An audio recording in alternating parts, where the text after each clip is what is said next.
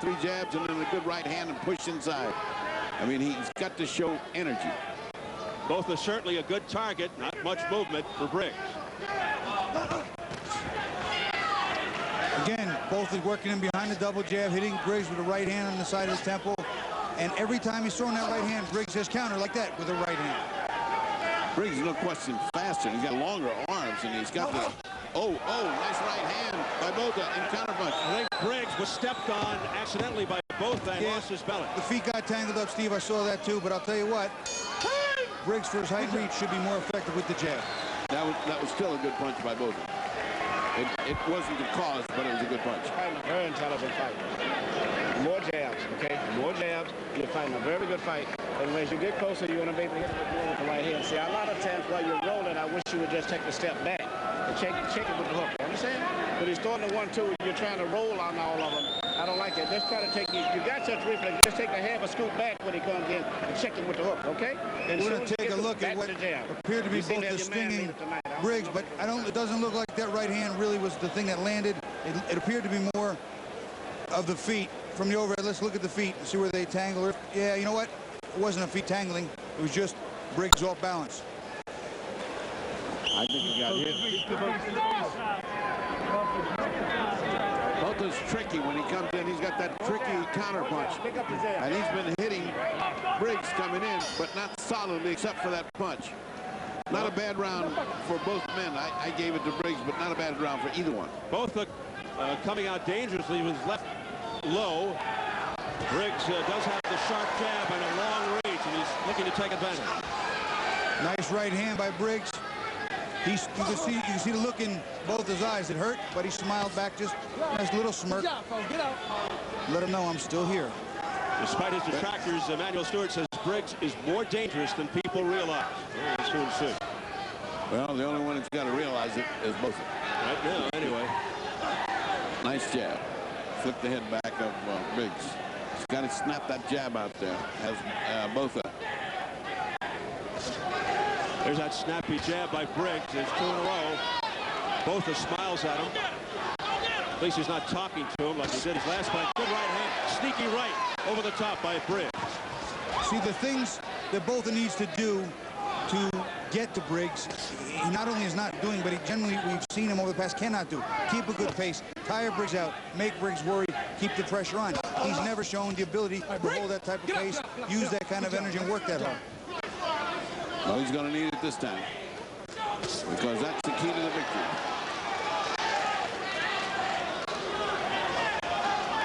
Boeing jab there, doing nothing for Botha.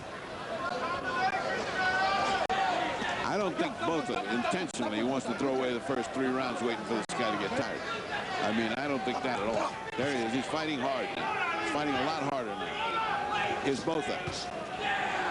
The later this goes, the better it gets, of course, for Briggs, because Botha has had a history of conditioning problems. Well, this is the best condition I've seen him in. He's lost a lot of weight. You can see that what he calls baby fat. It's not there like it used to be. I call it a beer barrel, but, you know, it's not there. Well, he trained 8 weeks at Big Bear. He went back to chopping wood, which he attributes to his look right now. He's lost a little weight. It's still a little on the fleshy side there. He's still not a toned fighter, and it always makes me wonder about his diet. He changed his diet 4 or 5 times.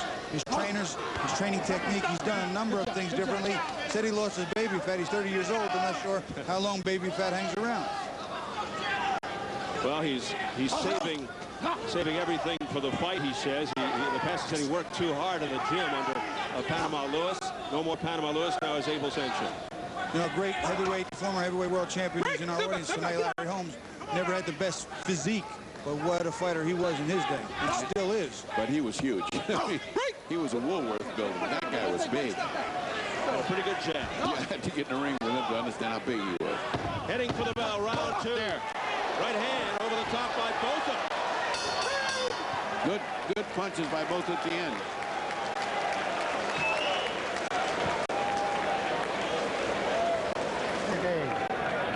Deep breath. Deep breath. Once again. That's it. Okay. I gotta have it right here. Don't worry about it. I just gotta have it right there.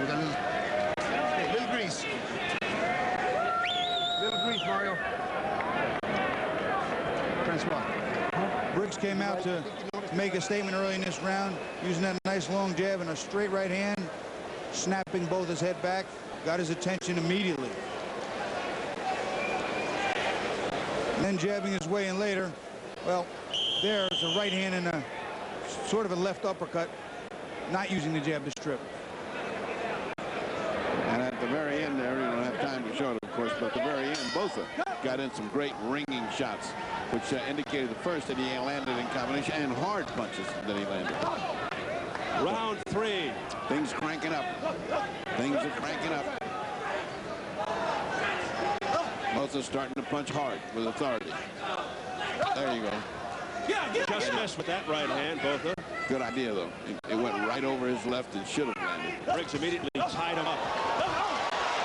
He got Briggs' attention with a couple of a left hand on the inside and one of the rights.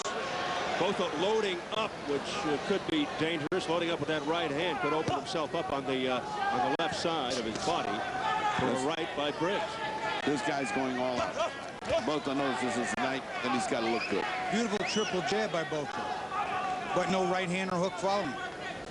Yeah, that was a problem he had against Mike Tyson, although he controlled the fight. It was a good left jab by Briggs. He didn't follow up. It was one and done. And again, one and done by Botha. Yeah, but nothing in return by the other guy. I mean, he's got a good jab. That's what kept Moore at bay. That's what was winning the fight for him with Tyson. He's not doing bad. He's doing very good here. Briggs is much more effective.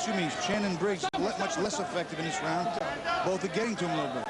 Yeah, because both is doing the action. Both is leading. He's letting. Those sound effects courtesy of Francois Botha.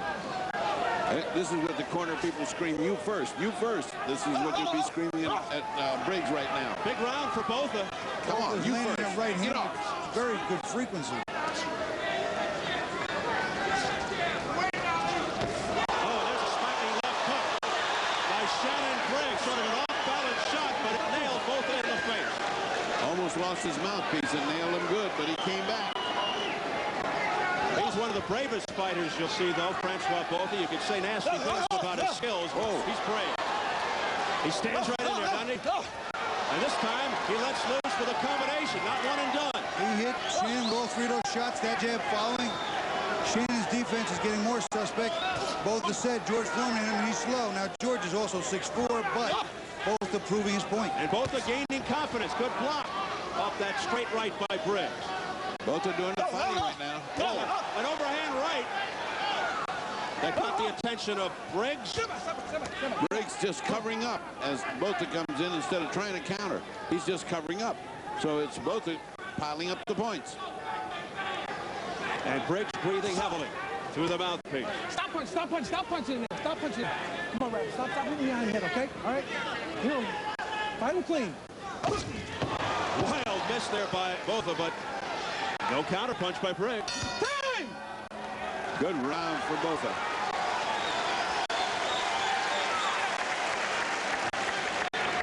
I give him that round. See, what you're doing, you're just doing exactly what I was worried about. Everything he's punching, you're going into all of these motions. Now he's starting to time you. You're not staying on top of it. You start working and staying back out here, boy, but you're going into this shit too much, and he's starting to time your bob and weave. And you're not going after him at all. You're counterpunching whether you know it or not. Yeah. And this guy doesn't hit you. If you notice when you throw at him, he don't counterpunch you that much. When you caught him over there with the hook over here, he doesn't counterpunch. He basically waits, and he runs in with a 1-2, and all you're doing is just sitting there trying to roll and roll. He's timing you now. I don't want to see a right hook. I want to see an uppercut. You know what I did with that? Okay, everything from the outside here. It's on the inside before Eddie breaks you up. Right. I think I heard him say, I want to see more of an uppercut. He said before Eddie breaks you up, while you're in close, get that uppercut in there. More uppercuts, less hooks. That was Abel Sanchez to Francois Botha. You heard Emmanuel Stewart say, hey, Botha's not counterpunching. Take advantage. Well, Emmanuel Stewart's very, very smart, very honest. He said, you lost that round. I gave him that round. Right. And what he told him, too, was he's got to be the lead. Botha is not a good counterpuncher, not a good mover, but he's timing you. He's starting to get your timing down.